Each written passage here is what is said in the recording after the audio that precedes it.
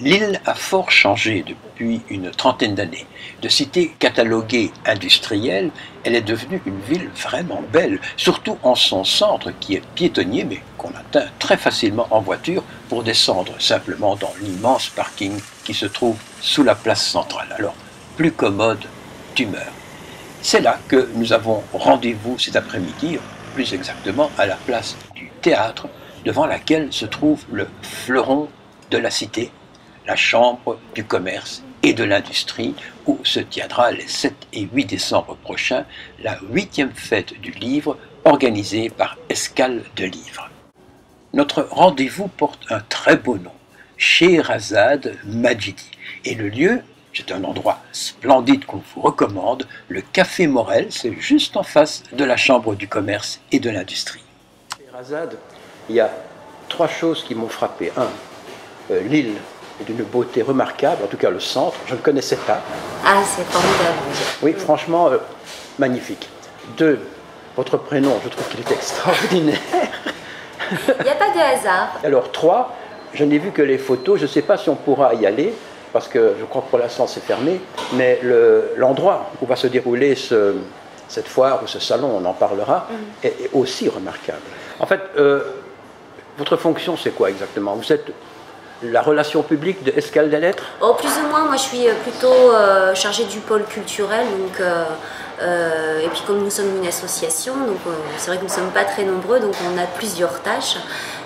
Moi j'ai pour charge d'animer les cafés littéraires, puisque chaque mois on propose des cafés littéraires autour d'un écrivain, et c'est ici même, donc chez Morel, dans cette brasserie, dans cet endroit que chaque mois, voilà, on met à l'honneur la littérature autour d'un écrivain. Là, mardi prochain nous recevons Camille Laurence autour de son œuvre, et donc c'est aussi ce lieu que Jules Morel nous met à disposition chaque mois. Mais Escale des Lettres, en fait, c'est ce qu'on appelle en Belgique une ASBL, une association sans but lucratif, mais qui est subsidiée par, bon, on ne va pas rentrer dans le détail, mais par les autorités. Tout à fait, c'est ça.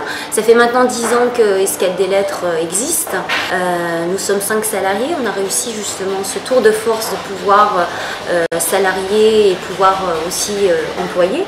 Et on est en effet subsidié ou financé par plusieurs pouvoirs publics. Mais ce qui est important de dire aussi, enfin je crois, c'est que vous n'êtes pas là uniquement pour mettre en valeur les auteurs et les écrivains du nord de la France, mais toute la littérature francophone, quelle qu'elle soit. Exactement, puisque en effet on a des auteurs locaux qui ont vraiment un parcours formidable en littérature, donc on les invite évidemment, et aussi toute forme de littérature. À Escale des Lettres, on défend toutes les formes de littérature, on n'a pas une chapelle de littérature, on invite à la fois des auteurs de romans, de poésie, des auteurs de nouvelles, même parfois des auteurs dramatiques et autour de la bande dessinée, parce qu'on considère que voilà, ce sont des formes de littérature et nous sommes des passeurs. Donc,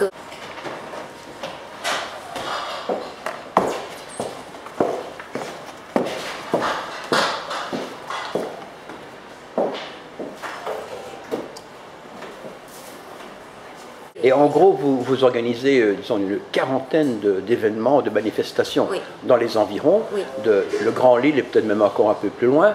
Et en fin d'année, là, on met le top, on crée un salon qui ramène tout le monde. Exactement, c'est pas un événementiel pour l'événementiel. L'idée c'est qu'en effet tout au long de l'année on organise des cafés littéraires avec des écrivains, que ce soit à Arras, à Lille, à Béthune.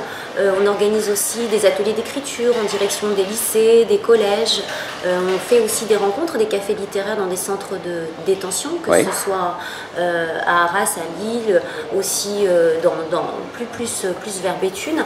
Et aussi c'est l'occasion de rassembler tous ces auteurs qui ont participé tout au long de l'année. C'est un travail très souterrain qui demande une énergie incroyable, et de pouvoir réinviter ces auteurs qui ont participé à ces projets pour fêter le livre ici à Lille. Et ça fait combien d'années maintenant que vous tenez ce salon ou cette foire? Alors c'est la 8e édition, donc cela fait 8 ans qu'Escale Hivernale existe. Et c'est vrai que c'est toujours pour nous l'occasion de finir l'année en beauté, en retrouvant justement ces auteurs qu'on a pu balader un peu partout dans la région. Et l'idée de les retrouver retrouver, alors parfois avec des actualités, parfois avec aussi de nouveaux projets, et de pouvoir aussi poursuivre pour les lecteurs qui sont venus nous rencontrer dans les cafés littéraires, eh bien, une dédicace ou bien de poursuivre une rencontre.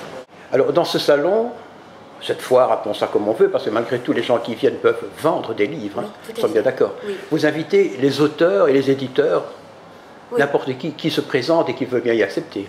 Alors, on opère toutefois une sélection, puisqu'on a une exigence littéraire qui est assez importante. Par rapport à l'auto-édition, sans doute. Par rapport à l'auto-édition, alors on n'est pas réticent, il y a quelques écrivains qui sont présents du milieu de l'auto-édition, ils sont très peu.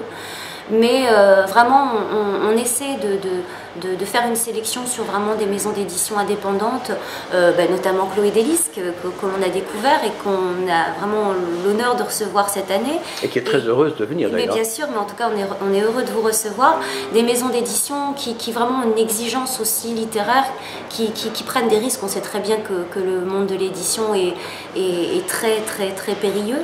Et on a vraiment une sélection de maisons d'édition qui ont vraiment un choix, qui ont vraiment une éthique littéraire bien précise et donc vraiment... On ne va pas retrouver dans ce salon par exemple le Furet du Nord ou la FNAC ou Non, bien évidemment, même si chacun fait son travail, là vraiment c'est vraiment mettre à l'honneur à la fois les éditeurs indépendants, les libraires indépendants, parce que c'est aussi très courageux à l'heure actuelle de tenir une librairie et de vraiment montrer aussi au public qu'il n'existe pas que les grosses locomotives et qu'il y a vraiment aussi des fous de littérature qui s'engagent et qui prennent des risques pour pouvoir défendre la littérature contemporaine. Bon, alors la petite question qui fait mal ou pas du tout, d'ailleurs j'en sais rien, est-ce que Bondu est un concurrent pour vous? Ah non, pas du tout, non, puisque c'est vraiment là pour le coup une grande foire autour du livre. On est très, très heureux et plus il y aura de salons autour de la littérature, ça signifiera que la littérature a encore une place. Ce ne sont pas les mêmes dates non plus. Ce ne sont pas les mêmes dates, ce n'est pas le même angle, c'est vraiment la ville de Bondu qui organise un gros salon. On y retrouve aussi, voilà, chacun y trouve son compte. C'est vrai que sur le salon du livre de Bondu, on a aussi tout un pan people qui est intéressant et je pense que si le public est friand de ce genre de littérature, c'est important qu'il y ait des salons comme celui-ci. Nous, on est heureux parfois de recevoir des maisons d'édition qui nous font découvrir et inversement. Donc, on n'est pas dans ce rapport de concurrence.